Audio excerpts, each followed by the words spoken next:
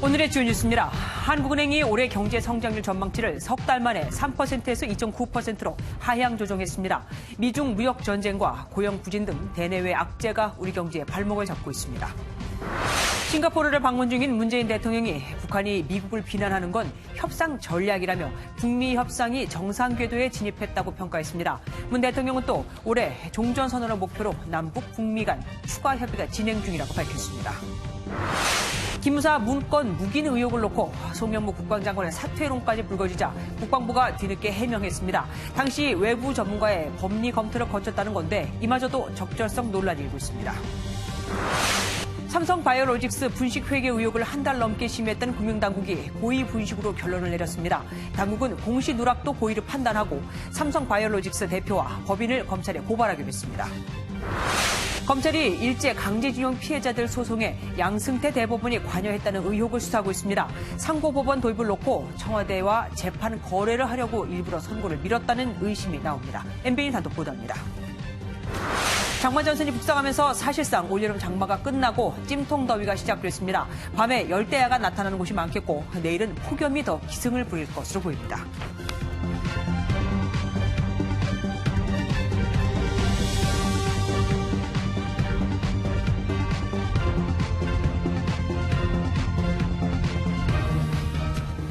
결국 안 되겠다고 인정을 한 걸까요?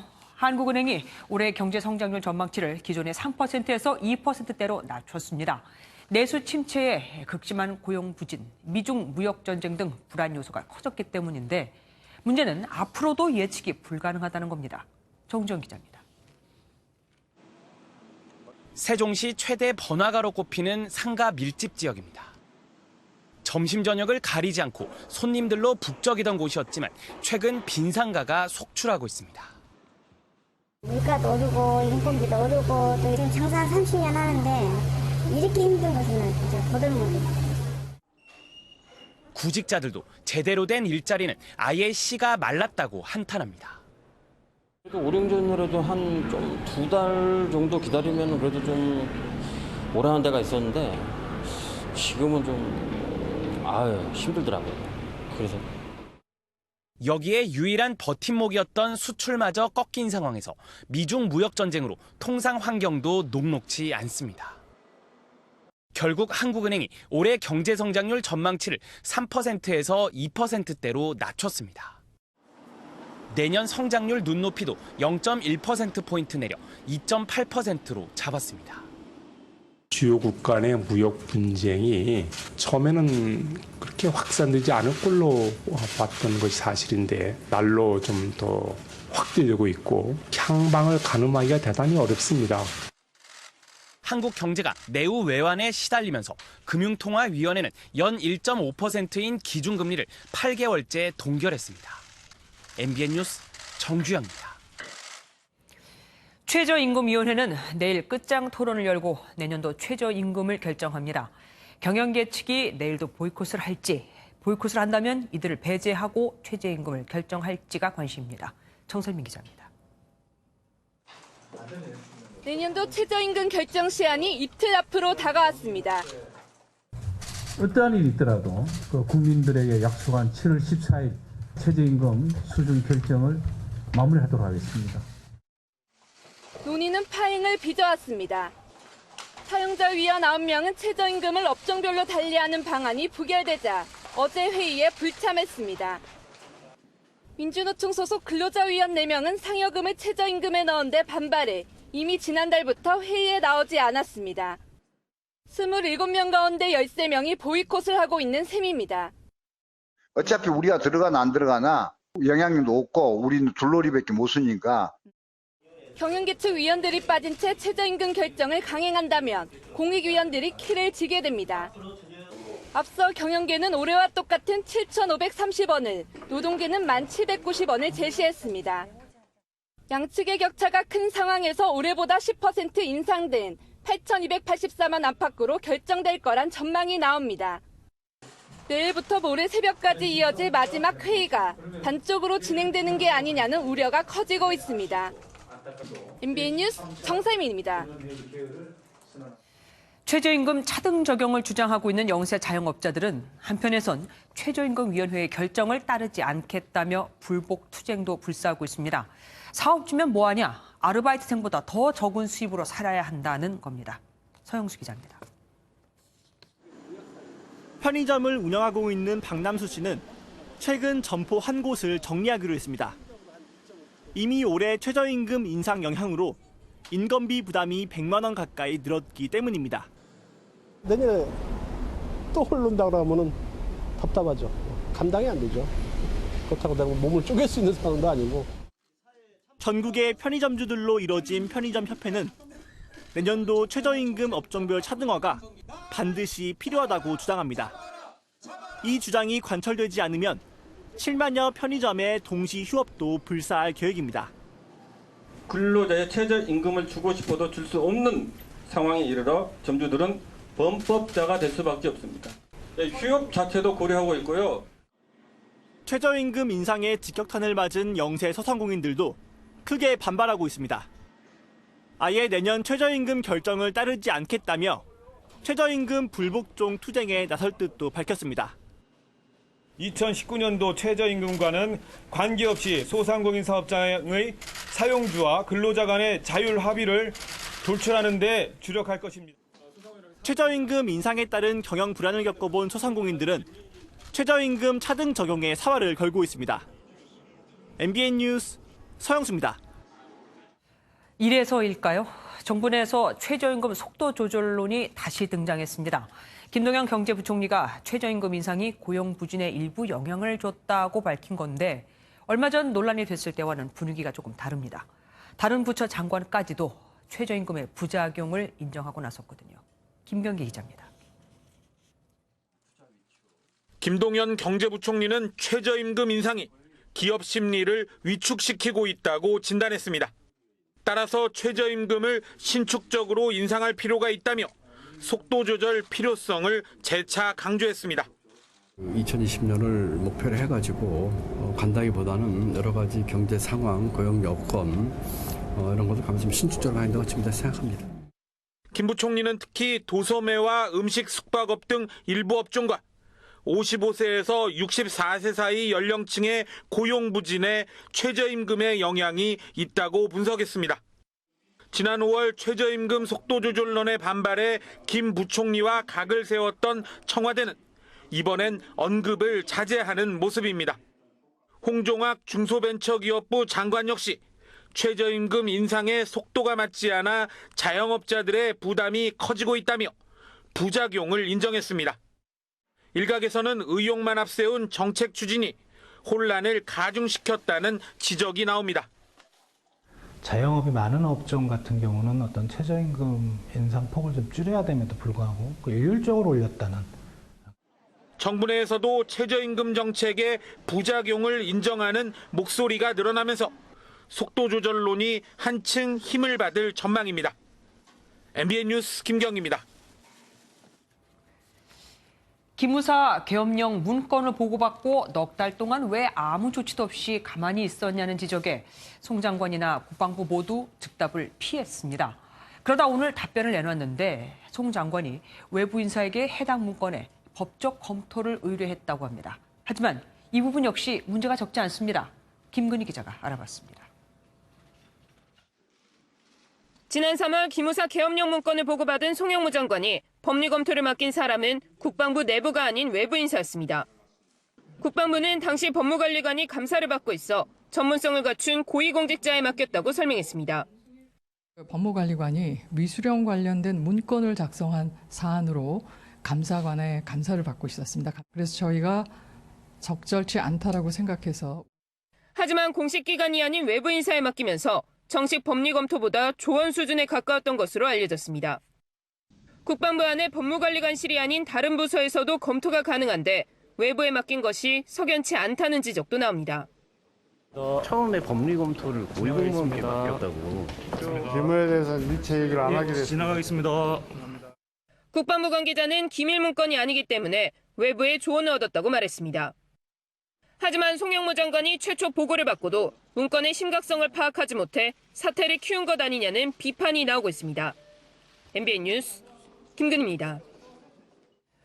원래 이달 말에 활동을 마칠 예정이던 기무사 개혁 TF가 활동 시한을 더 늘리기로 했습니다. 계엄령 문건 수사 결과까지 다 보고 근본적으로 기무사를 뜯어고칠 방안을 원점에서부터 찾아보겠다는 겁니다. 황정 기자입니다. 기무사 조직 개편을 위한 기무사 개혁 TF는 활동 시한을 연장하기로 했습니다. 원래 오는 19일 개혁안을 발표하고 해산하려 했지만 최소 8월 10일까지 운영될 기무사 문건 특별수사단의 수사 결과를 지켜본 뒤 결론을 내기로 한 것입니다. 수사 상황을 조금은 지켜보면서 이 기무사의 미래 방향을 정리를 좀 새롭게 해야 될 것 같아요. 때문에 더 강도 높은 개혁안이 나올 것으로 보입니다. 현재 4,200명인 조직의 대폭 축소는 물론이고 기무사의 명칭 변경 혹은 사령관 계급 강등 등이 개혁안에 들어갈 전망입니다. 또 기무사의 역할을 방첩이나 대테러로 제한한 뒤 정치 개입이나 민간 사찰을 하면 처벌하는 법안을 만드는 방안도 포함될 예정입니다. 기무사 의혹이 커지자 오늘 국방부에서는 송영무 장관이 참석한 가운데 민군 긴급회의가 열렸고 민간 위원들의 질타가 이어진 것으로 알려졌습니다. 정치적 중립 방안을 어떻게 해야 되냐 이런 것들이 얘기 있었는데 한간에 지금 떠도는 얘기들을 다 거의 얘기됐다고 보시면 됩니다. 이런 가운데 한 여론조사에서는 국민 10명 중 8명이 기무사를 전면 개혁하거나 폐지해야 한다고 생각하는 것으로 나타났습니다. MBN 뉴스 황지연입니다. 대통령의 명령으로 어제 만들어진 군 특별수사단의 수사 대상엔 당연히 당시 한민구 국방장관도 포함이 됩니다. 한 전 장관 측은 공개된 공식 회의에서 어떻게 대놓고 내란 모의를 했겠느냐. 위수령 질의에 대한 답변으로 만든 거다며 모함이라고 주장했는데 그럼 거기 덧붙여 군 동원 실행 계획은 왜 또 짠 걸까요? 연장현 기자가 보도합니다.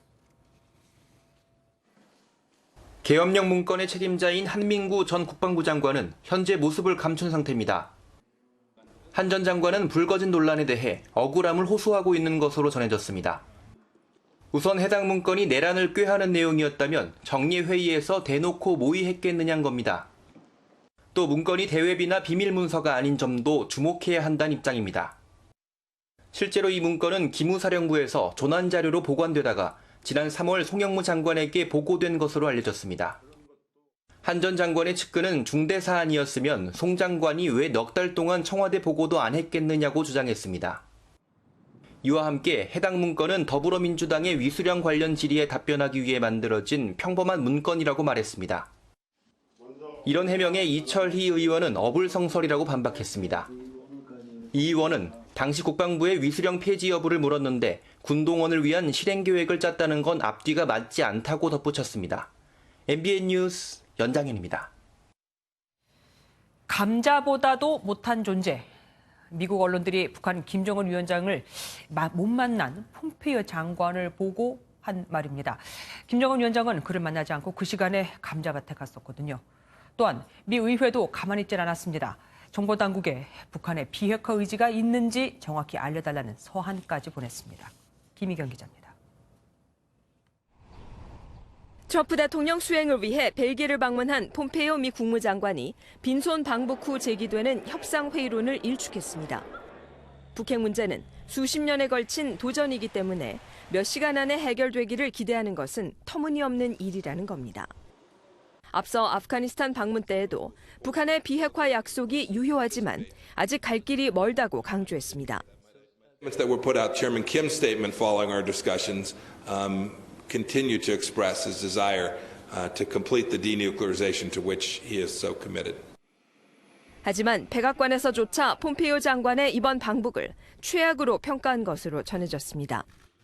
In the White House is that this trip of Pompeo back to North Korea to meet with, at the very least, Kim Jong-un's right-hand guy went about as badly as it could have gone. 폼페이오 방북 당시 김정은 위원장이 백두산 인근 감자 농장을 방문한 사실이 알려지자 이를 조롱하는 보도도 나왔습니다. Was snubbed and Kim was nowhere to be seen, which we now know may have been because he had an important meeting with some potatoes. Yes, potatoes. 이런 가운데 상원정보위 부위원장인 민주당 마크 워너 의원은 미 국가정보국장에게 북한의 태도가 트럼프 정부의 주장과 일치하는지 정확히 판단해달라는 서한을 보냈습니다. MBN 뉴스 김희경입니다. 6.25 전쟁에 참전했다 전사한 미군의 유해 송환 합의도 원래는 오늘로 예정됐지만 열리지 못했습니다. 유해 송환은 북미 정상이 지난달 합의한 공동선언 4번째 항목인데 북한이 나타나질 않은 겁니다. 오지혜 기자가 보도합니다. 통상 북미가 만나는 장소가 판문점이면 성김 주 필리핀 미국 대사처럼 미측 협상단 차량은 통일 대교를 지납니다.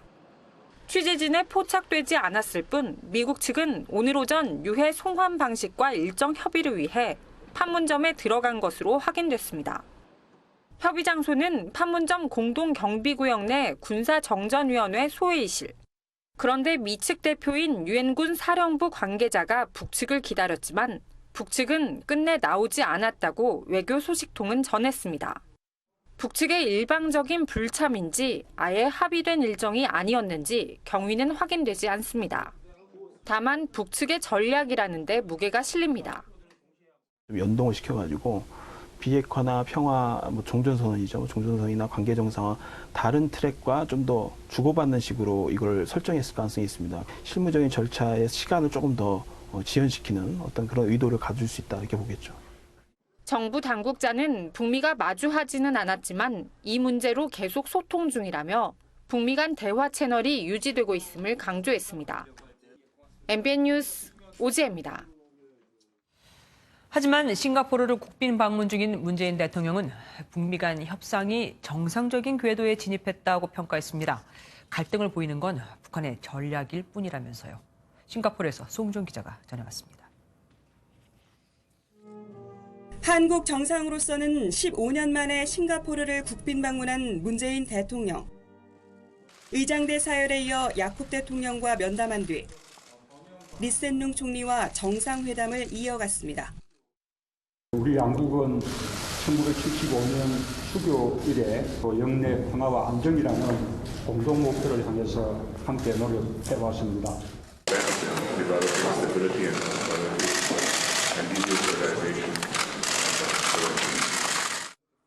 양 정상은 한 달 전 이뤄진 북미 정상회담 후속 협상에 대한 의견 교환도 했습니다.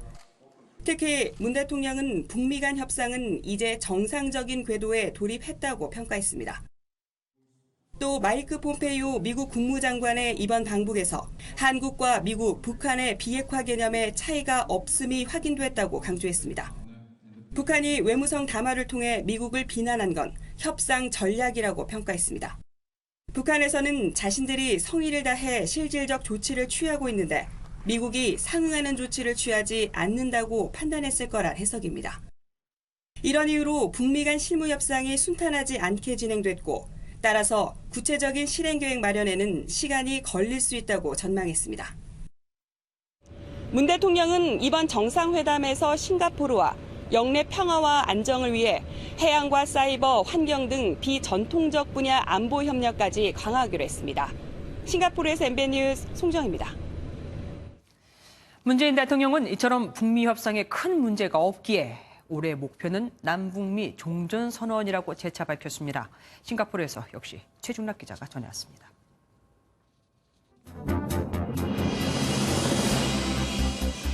역사적인 첫 미북 정상회담. 대관계 정상의 첫 발을 내딛 북한의 비핵화 조치와 Very good. Very, very good. 전 세계 이목이 집중된 이곳. 바로 북미 정상회담이 열린 싱가포르 카펠라 호텔입니다. 정확히 한 달 후 북미 갈등 국면 속에서 문재인 대통령은 내일 싱가포르에서 한반도 평화 구상을 천명합니다. 주제는 동아시아 평화와 번영을 위한 상생의 파트너입니다. 400여 명의 싱가포르 여론 주도층 대상 강연을 통해 한반도 평화 정착을 위한 북한과의 상생 방안을 강조할 것으로 보입니다. 특히 북미 정상회담 개최에 대한 감사와 함께 올해 아세안 의장국인 싱가포르의 협조를 당부할 예정입니다. 꼭 한 달 전 오늘 역사적인 북미 정상회담이 싱가포르에서 개최되었습니다.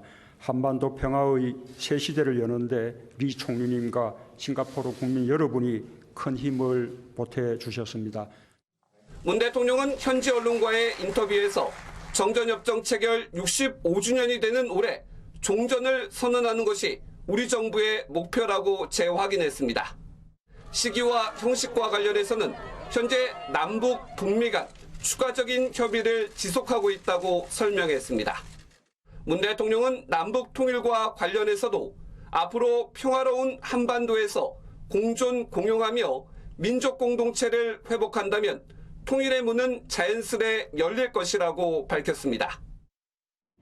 북미 정상회담을 했던 싱가포르가 한반도 평화 정착, 그 약속의 땅이 될지 주목됩니다.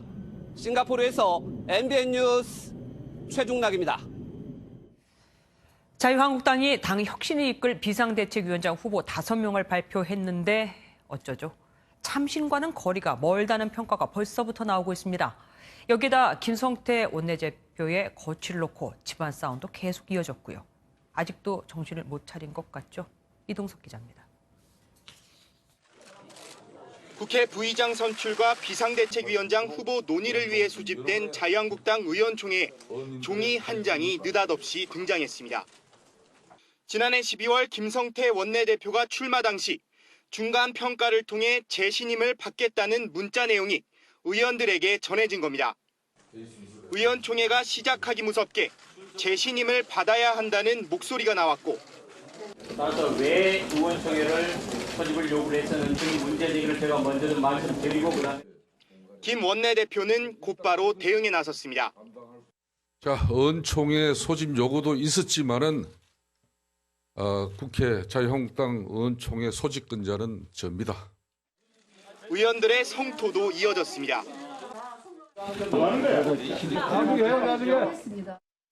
결국 의원총회는 비공개로 진행됐고 김 원내대표의 거취를 놓고 의총장은 고성이 오갔습니다.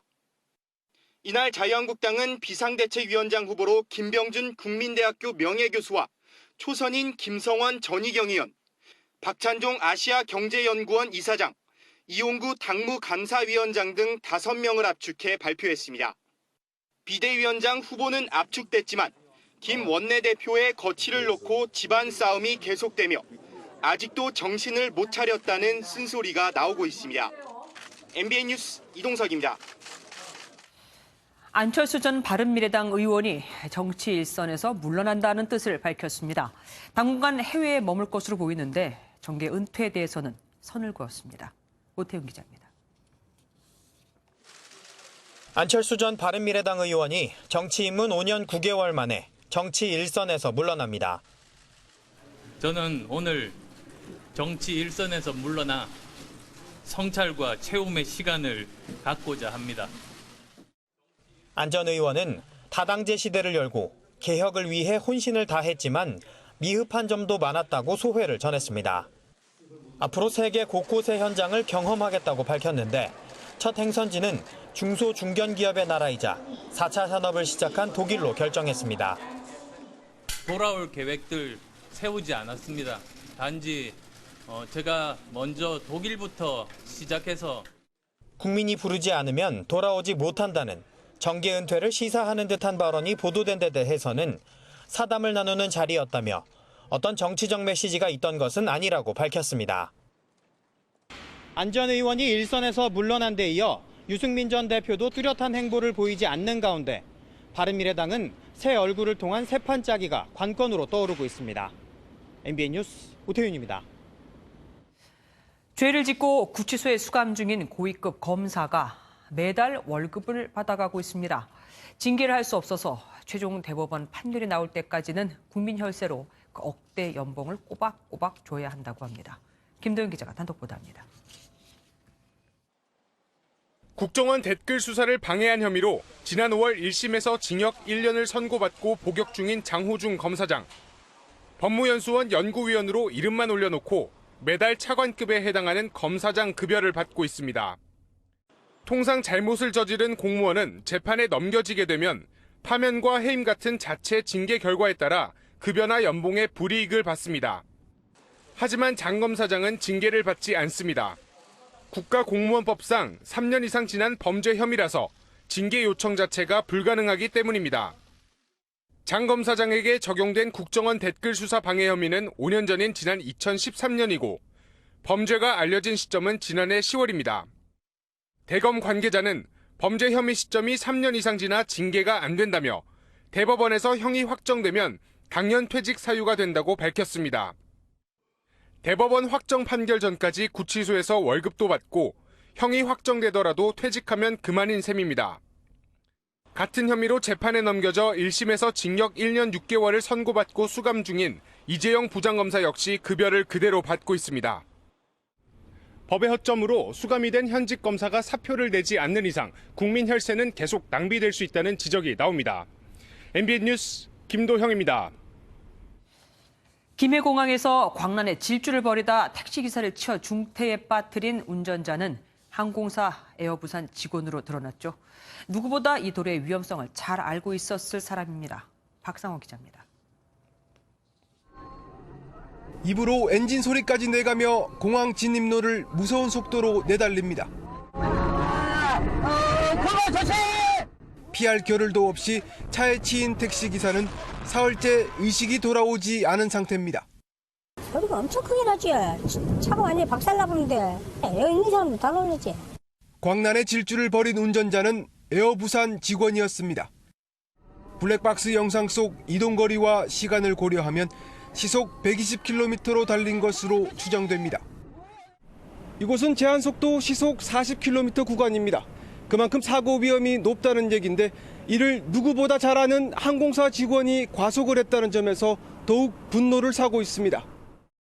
보통 저희가 트렁크 열어놓고 이렇게 짐을 꺼내거나 작업을 하는데 많이 불안하죠. 당시 가해 차량에는 에어부산 승무원과 협력업체 직원이 함께 타고 있었습니다. 운전자는 승무원의 교육 시간이 임박해 속도를 냈다고 진술했습니다. 경찰은 가해 차량의 사고 기록 장치 분석을 서두르고 있습니다. MBN 뉴스 박상호입니다. 여성 우월주의를 표방하는 인터넷 커뮤니티에서 성당을 불태우겠다는 글이 올라와 경찰이 수사에 나섰습니다. 기억과 지읒이 들어가는 성당을 지목했습니다. 안진우 기자입니다. 기름통에 기름을 채우는 모습을 담은 사진입니다. 남성 혐오 인터넷 커뮤니티 워마드에 오는 15일 성당에 불을 지른다는 제목으로 올라왔습니다. 기억과 지읒이 들어가는 성당이라고 적었습니다. 4곳이 여기에 해당합니다. 해당 성당들은 당혹감을 감추지 못합니다. 사무실에서만 보는 게 아니고 요즘 인터넷으로 연결해가지고 여러 사람이 볼 수 있기 때문에 같이 성당이신 분들. 경찰은 만인의 사태에 대비해 특정 성당 주변에 대한 순찰을 강화하고 있습니다. 지난 10일에도 천주교를 모욕하는 글과 사진이 게시된 바 있습니다. 천주교회는 신성 모독으로 받아들이고 바티칸 교황청에도 이 사건을 알리기로 했습니다. 청와대 청원 사이트엔 워마드 폐쇄를 촉구하는 글이 올라오는 등 파문이 커지고 있습니다. MBN 뉴스 안진우입니다. 검찰이 일제 강제징용 피해자들의 소송에 양승태 대법원이 관여했다는 의혹과 관련해 수사에 착수한 것으로 확인됐습니다. 양승태 대법원이 상고법원 도입을 위해 고의로 그 선고를 5년째 미룬 게 아니냐는 겁니다. 청와대와 이른바 딜을 하기 위해서요. 김순철 기자가 단독 보도합니다. 검찰이 지난 10일 일제강점기 강제징용 피해자들의 변호인을 불러 조사했습니다. 양승태 대법원이 지난 2015년 3월에 작성한 상고법원 관련 청와대 대응 전략 문건이 발단이 됐습니다. 이병기 당시 청와대 비서실장의 최대 관심사가 한일 우호관계 복원이며 강제징용 피해자들에게 패소 판결을 내려주길 기대할 것으로 예상된다는 내용이 담겼습니다. 앞서 2012년 대법원은 1심과 2심을 뒤집고 일본 미쓰비시 중공업 등이 강제징용 피해자 9명에게 배상해야 한다고 판단했지만 이듬해 일본 기업이 불복하면서 다시 대법원으로 간 해당 사건은 5년째 결론나지 않았습니다. 검찰은 당시 양승태 대법원이 상고법원 도입을 위해 청와대와 재판 거래를 시도하려고 했던 것은 아닌지 의심하고 있습니다. 당시 소송에 나선 9명의 피해자 가운데 생존자는 현재 2명뿐입니다. 그러나 대법에서 다 했는데 뭔 소리가 모르겠어. 그래서 하도 재판은 끝나서 오래돼서 내가 대통령한테 진정서를 냈어. 검찰은 또 유신 시절 긴급조치 피해자에게 손해배상 판결을 내린 판사들에 대한 징계를 검토했다는 의혹과 관련해 당시 소송 대리인을 맡았던 더불어민주당 이재정 의원을 참고인 신분으로 조사했습니다. MBN 뉴스 김순철입니다. 국정원 특활비 상납에 관여한 혐의로 재판에 넘겨진 이른바 문고리 3인방이 모두 다 유죄를 선고받았습니다. 그런데 재판장이 선고 직전에 자신은 사법농단과 연루된 판사가 아니라고 밝혔습니다. 참 이례적이죠. 이혁근 기자입니다. 지난 9일 한 언론 보도에서 사법농단에 연루된 판사가 국정농단 문고리 3인방 재판을 맡는 건 적절하지 않다고 지적했습니다. 사흘 뒤 열린 선고 재판에서 해당 판사는 불편한 심기를 드러냈습니다. 재판장인 이영훈 부장판사는 재판의 공정성에 대해 의문을 제기한 기사에 대해 한 말씀 드리겠다며 운을 뗐습니다. 나는 문건을 정확히 모른다며 사실 확인이 안 된 상황에서 기정사실화하는 것은 문제라며 이례적으로 반박했습니다. 사법농단을 수사 중인 검찰은 유감을 표했습니다. 검찰 관계자는 재판장 개인의 신상과 관련된 보도에 대한 입장은 해당 언론과 사적으로 말할 내용이라고 밝혔습니다. 재판부는 박근혜 전 대통령이 특활비 35억 원을 받는 데 관여한 문고리 3인방에게 모두 유죄를 선고했습니다. 이재만 안봉근 전 비서관은 실형을 받고 법정 구속됐고 정호성 전 비서관은 집행유예를 받아 구속을 피했습니다. 여러 가지로 마음이 아픕니다. 제가 무슨 말씀을 드리겠습니까? 사법농단과 관련해 양승태 대법원과 박 전 대통령 사이에 정호성 전 비서관이 가교 역할을 했다는 의혹이 있어 검찰 수사는 더 이어질 것으로 보입니다. MBN 뉴스 이혁근입니다. 삼성바이오로직스가 고의로 공시를 누락해 회계 기준을 위반했다고 증권선물위원회가 판단했습니다. 하지만 일부러 기업 가치를 부풀렸는지에 대해서는 결론을 내리지 못했습니다. 이게 핵심인데 말이죠. 김지영 기자입니다. 2015년 말 삼성바이오로직스는 자회사 삼성바이오에피스를 종속회사에서 관계회사로 바꿨습니다. 이로 인해 삼성에피스의 가치는 1년 만에 10배나 뛰어 지분을 가진 삼성바이오로직스도 4년 만에 흑자로 돌아섰습니다. 금감원은 이 회계 처리가 삼성바이오로직스 상장을 앞두고 기업 가치를 부풀린 것으로 봤습니다. 금융위 증권선물위원회는 5번이나 회의를 열었지만 이 같은 핵심 쟁점에 대해선 결론을 내리지 못하고 금감원에 재감리를 요청했습니다. 행정처분의 명확성과 구체성 측면에서 미흡하다고 증선위는 판단하였습니다. 다만 위원회는 삼성바이오로직스가 삼성에피스의 주식을 살 수 있는 권리를 미국 바이오젠사에 부여했지만 이를 고의로 공시하지 않았다고 판단했습니다. 위원회는 담당 임원을 해임하라고 권고하고 삼성바이오로직스 대표 등을 검찰에 고발했습니다. 회사 측은 이에 반발해 행정소송을 검토 중입니다. 다만 공시 누락은 상장 심사 대상은 아니어서 일단 상장 폐지 우려는 벗어날 전망입니다. 하지만 재감리와 검찰 수사가 동시에 진행되면서 불확실성이 더 커졌다는 우려가 나오고 있습니다. MBN 뉴스 김지영입니다. 박근혜 정부 당시 서울시 교육청은 자사고 취소 결정을 내렸고 교육부는 이를 반대했었죠.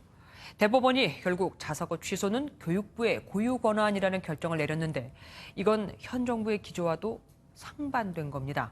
현재 진보 교육감들은 자사고를 폐지하고 싶어 하니까요. 전남주 기자입니다.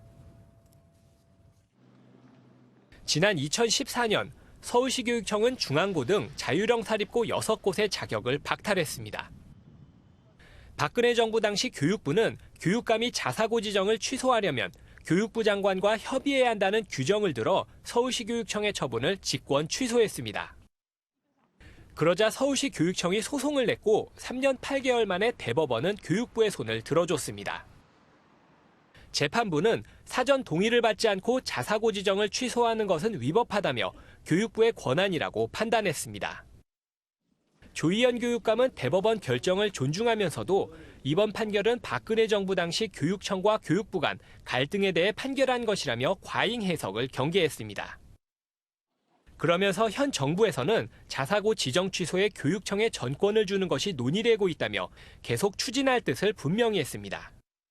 반면 서울자사고연합회는 대법원의 판단에 대해 환영의 입장을 내놨습니다.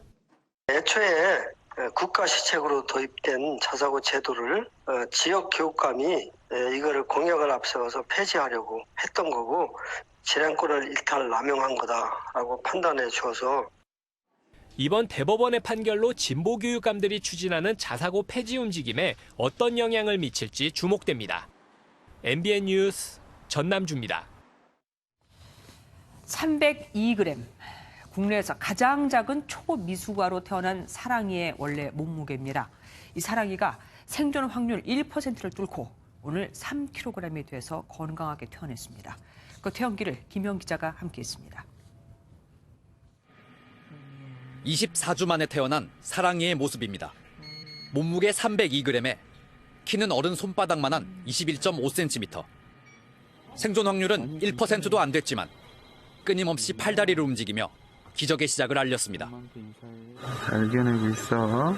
엄마 아빠가 많이 키울게. 사랑한다. 주위의 사랑에 힘입어 점차 건강을 회복한 사랑이. 수술도 안 받고 3kg까지 건강하게 자라 169일 만에 병원을 나섰습니다. 실감이 안 나요. 아기가 이렇게 집에 갈 수 있다는 게 받았던 것보다 더 많이 사람들에게 큰 사랑을 베풀고 살았으면 좋겠습니다. 사랑이는 국내 500g 미만 초미숙아 생존 사례 중 가장 작은 아이입니다. 세계적으로는 26번째로 작은 아이입니다. 너무 몸무게가 작았기 때문에 사랑이 어머니, 아버님 포함해 저희도 상당히 좀 절망적인 상태였습니다. 합병증이 동반하지 않는 온전한 생존이므로 그거에 대한 의미가 더 크다고 생각합니다. 국내에서 태어나는 1.5kg 미만 저체중 미숙아는 한 해 3천여 명. 생사의 갈림길에서 기적을 만들어낸 사랑이는 미숙아와 부모들에게 큰 희망을 줬습니다. MBN 뉴스 김현입니다.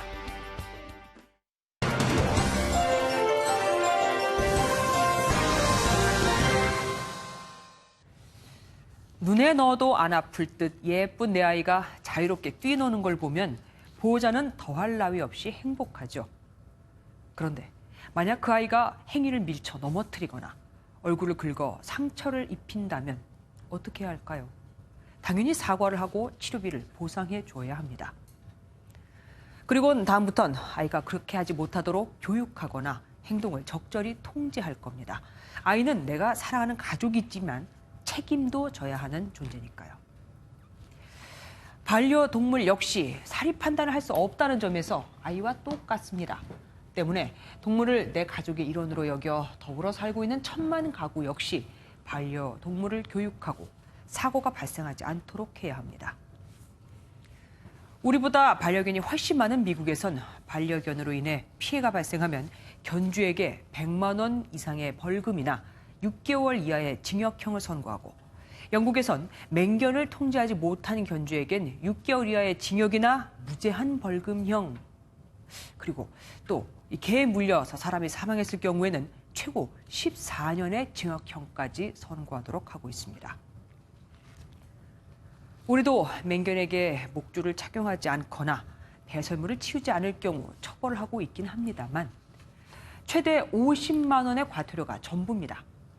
지난해 한 연예인의 반려견이 이웃을 물어 숨지게 한 사건을 비롯해 맹견으로 인한 피해가 잇따르자 동물보호법을 개정했지만 찬반 여론에 밀려 1년이 지난 지금까지도 올 스톱된 상태. 그래서인지 한강공원 등지에선 목줄을 착용하지 않은 반려동물 때문에 곳곳에서 다툼이 일고 있고 반려동물이 두려워 아예 그곳을 피하는 펫포비아까지 확산이 되고 있죠. 그런데도 대책은 단속을 좀 더 강화하겠다는 것뿐입니다. 반려동물은 말 그대로 우리와 함께 살아가는 존재입니다. 그러면 그들에 대한 규칙도 있어야 하고 반드시 그 규칙을 따라야 할 의무도 있는 거죠. 제대로 된 제도 마련은 물론이거니와 우리 강아지는 물지 않는다, 목줄을 채면 불쌍하다는 반려인들의 생각도 좀 바꿔야 하지 않을까요? 속된 말로 사람도 내 아이가 어디로 튈지 모른다고 하는데 말이죠. 뉴스점이었습니다.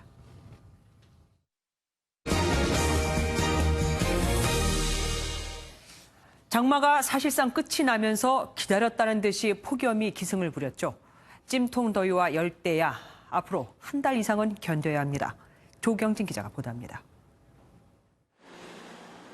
뜨겁게 달궈진 아스팔트에서 아지랑이가 피어오릅니다. 도로에 열기를 식히는 스프링클러도 등장했습니다. 더위를 피해 다리 밑 그늘로 모인 사람들. 연신 부채질도 해보고 바지를 걷어올려 물에 발을 담가도 봅니다. 어제 밤에도 덥고 하니까 오늘은 좀 나가볼까 해서 이렇게 나왔어요. 그랬더니 이렇게 나와보니까 좋네요. 전국에 본격적인 찜통 더위가 찾아왔습니다. 장마 전선이 오들어 북상하면서 장마 끝에 찾아온 폭염입니다. 전국 대부분 지역엔 폭염특보가 발효됐고 대전과 포항, 대구 등은 한낮 기온이 35도를 웃돌았습니다. 여기 대구는 밤 되면 너무 더워서 에어컨 없으면 진짜 못 살거든요. 다른 데는 지금 어떨지 모르겠는데 너무 더워가지고. 중부지방도 낮 기온이 33도까지 오르면서 올 들어 가장 더웠습니다. 폭염과 열대야는 앞으로 한 달 이상 이어질 전망입니다. 당분간 고온다습한 북태평양 고기압과 강한 일사의 영향을 계속 받으면서 폭염특보가 확대되고 열대야가 나타나는 곳이 많겠습니다. 더위가 본격화하면서 열탈진이나 일사병 등 온열 질환에 대한 각별한 주의가 필요합니다. MBN 뉴스 조경진입니다. 따뜻한 집밥이라는 광고에 많은 분들이 도시락이나 즉석찌개 많이 사드셨죠. 그런데 이 뉴스를 보시면 입맛이 달아나실 듯합니다. 윤규란 기자가 취재했습니다. 한 도시락 업체의 냉장 창고입니다. 선반 곳곳에 음식 재료 통마다 곰팡이가 잔뜩 피어 있습니다. 단속반이 뭔지 알아볼 수조차 없는 부패한 삼겹살을 꺼내들자 업주가 냅다 가로채 던져버립니다. 이게 내용을 알아볼 수가 없네. 핫도그 제조업소에선 튀김 기구에 시커먼 기름때가 껴있고 걸레 옆엔 핫도그가 쌓여 있습니다. 아직 다가오지도 않은 날을 제조일자로 표기한 곳도 있습니다. 오늘 며칠이야? 5월 제조일자도 5월 5일로. 경기도가 제조일자를 속이거나 유통기한이 지난 재료를 쓴 가정 간편식 업소 99곳을 적발했습니다. 적발된 업소 중에는 반찬 전문 프랜차이즈 5개 브랜드의 본사와 가맹점 20여 곳도 포함됐습니다. 따뜻한 집밥을 제공한다 이렇게 광고를 하고 실질적으로 업소를 나갔을 때는 미신고를 하고 있었거나 아니면 더러운 업소 관리 상태로. 경기도 특별사법경찰단은 94곳을 형사 입건하고 나머지 5곳은 해당 지자체에 행정처분을 의뢰했습니다. MBN 뉴스 윤기란입니다. 사립고등학교에서 고3 기말고사 시험지가 유출됐습니다. 학교 운영위원장인 학생의 어머니와 행정실장이 짜고 벌인 일인데 무려 5개 과목이나 됩니다. 정춘 기자가 보도합니다. 시험지 유출은 한 학생의 의심으로 알려졌습니다. 한 학생의 노트에 적힌 메모가 실제 시험지와 상당 부분 일치했습니다. 이 메모된 내용하고 실제 시험 출제된 내용하고 일치하느냐. 그랬더니 상당 부분 일치하는 부분이 많다. 그래서 저희들이 이제 뭔가 유출이 됐구나 하는 것을 확신했죠. 부정을 저지른 학생의 어머니는 학교의 운영위원장, 행정실장과 짜고 인쇄 도중 5개 과목의 시험지를 유출한 것으로 알려졌습니다. 진상조사에 나선 교육청은 즉각 경찰에 수사를 의뢰하고 특별감사에 착수했습니다. 아이들이 진학과 직결되는 사실은 중요한 시험입니다. 내신과 직결이 돼 있고요. 사안의 중요성을 들여다보면 심각하다고. 학교 측은 부정을 저지른 학생의 시험 점수를 0점 처리하고 별도 징계를 내리는 한편 다음 주에 재시험을 치르기로 했습니다. 또 수사 결과에 따라 시험지를 유출한 직원은 엄중한 징계를 내릴 계획입니다. MBN 뉴스 정춘우입니다. 숫자를 보는 오늘의 뉴스입니다. 여러분은 스스로 건강하다고 생각하십니까? 한국인은 10명 중 단 3명 정도만이 본인이 건강하다고 여기는 것으로 나타났습니다. OECD 국가 가운데 최하위입니다. 캐나다와 미국은 10명 중 9명이 본인이 건강하다고 답했거든요. 흥미로운 건 한국인의 기대 수명이 82.4년으로 OECD 평균인 80.8년보다 되려 1.6년이나 더 길었다는 겁니다. 흡연율이나 비만 인구 비율도 다른 국가보다 더 낮았고요.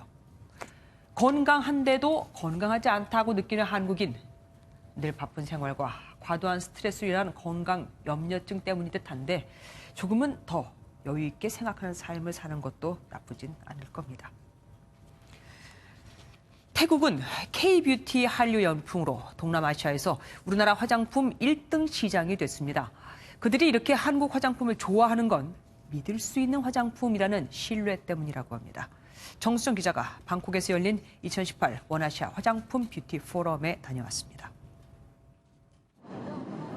태국 방콕 시내에서 20, 30대가 가장 많이 모이는 시암스퀘어입니다. 거리엔 우리나라 화장품 브랜드가 즐비하고 젊은 여성들은 한국 쿠션 팩트나 립스틱에 열광합니다. มีใช้เป็นตัว BB คุชชั่นแล้วก็มีตัวเป็นชีทมาร์คค่ะ 태국 여성들은 화장할 때 평균 5.7개의 색조 제품을 사용할 정도로 베트남이나 말레이시아 여성보다 화장품에 관심이 많습니다. 한국 화장품의 인기 비결은 가격 대비 뛰어난 품질에 있습니다. 태국 같으면은 가짜 상품에 대한 문제가 크게 대두되고 있는데 한국 화장품은 원료부터 믿음이 간다, 신뢰가 있다. 급부상하는 인구 7천만 명의 태국 시장을 공략하기 위해 150여 개 기업들이 원아시아 화장품 뷰티 포럼에 참석해 시장 개척 전략을 모색했습니다. 특히 현지 바이어들과 진행한 1:1 수출 상담회는 한국 기업인들에게 큰 인기를 끌었습니다. ที่มาวันนี้ก็มาประชุมเกี่ยวกับพวกหาบริษัทที่ผลิตเกี่ยวกับเครื่องสำอางเกาหลีครับแล้วก็เรารู้สึกว่าเครื่องสำอางเกาหลีเนี่ยเป็น 한동안 주춤했던 뷰티 한류는 믿을 수 있는 화장품이라는 이미지로 다시 태국 시장을 공략하고 있습니다. 방콕에서 MBN 뉴스 정수정입니다. 자동차 내비게이션 창에 휴대전화 한 대가 떡하니 들어가 있다면 어떨까요? 굳이 터치할 필요도 없이 음성으로도 명령을 내릴 수 있는 등 편하겠죠. 이상훈 기자가 보도합니다. 문자 메시지 읽어줘. 운전 도중 휴대폰의 문자 메시지를 읽어달라고 음성 명령을 내리자 그대로 실행하고 메시지가 2개 있습니다. 지금 들으시겠습니까? 아니면 건너뛰시겠습니까? 월드컵 소식도 음성으로 검색이 가능합니다. 축구 결과 크로아티아 팀이 2대1 점수로 잉글랜드 팀에 승리했습니다. 현대기아차가 구글, 카카오와 손잡고 폰 커넥티드 서비스를 선보였습니다. 휴대폰에 터치를 해야만 이용할 수 있었던 기능들이 이젠 자동차 안에서 음성만으로도 사용이 가능해진 겁니다. 차량 내에서 스마트폰을 이용하는 고객들의 운전이 상당히 위험하다는 판단에서 시작되었습니다. 차량 내에서 스마트폰을 어떻게 하면 더 안전하게 이용. 애플 역시 차량 안에서 전화와 메시지, 지도 등을 음성으로 이용할 수 있는 서비스를 상용화하고 있습니다. 여기에 SK텔레콤과 네이버 등 국내 IT 업체까지 폰 커넥티드 시장에 가세하면서 자동차 운영체제 시장 선점을 위한 치열한 경쟁이 펼쳐지고 있습니다. MBN 뉴스 이상은입니다. 혹시 드래곤 보트라는 스포츠 경기 알고 계신가요? 용머리로 장식한 배를 타고 경주를 하는 종목인데요. 남북이 함께 이 드래곤 보트를 타고 다음 달 자카르타 팔렘방 아시안 게임에서 금빛 물살을 가릅니다. 구경호 기자입니다. 북소리 리듬에 맞춰 선수들이 힘차게 노를 젓기 시작합니다. 일사불란하게 힘을 하나로 모으자 속도가 모터보트에 맞먹을 정도로 올라갑니다.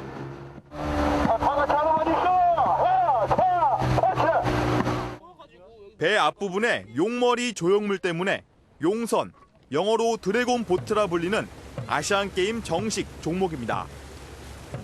드래곤 보트는 한 배에 12명이 타는데 맨 앞에 북치는 고수와 중간에 노잡이 10명, 맨 뒤에 방향을 정하는 키자비로 구성됩니다.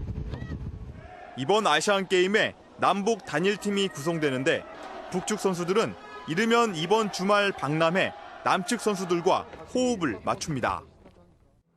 금메달을 1개 내지 2개 정도는 꼭 따보자, 이런 목표를 남북이 함께 지금 계획을 하고 있고, 단일팀은 미사리 경기장이나 진천호에서 훈련할 예정으로 노젓는 타이밍이 성패를 좌우하는 만큼 집중 훈련할 계획입니다. 남북이 함께 노를 저어 아시안게임 금메달이라는 값진 결실을 볼 수 있을지 기대를 모읍니다. MBN 뉴스 구경호입니다.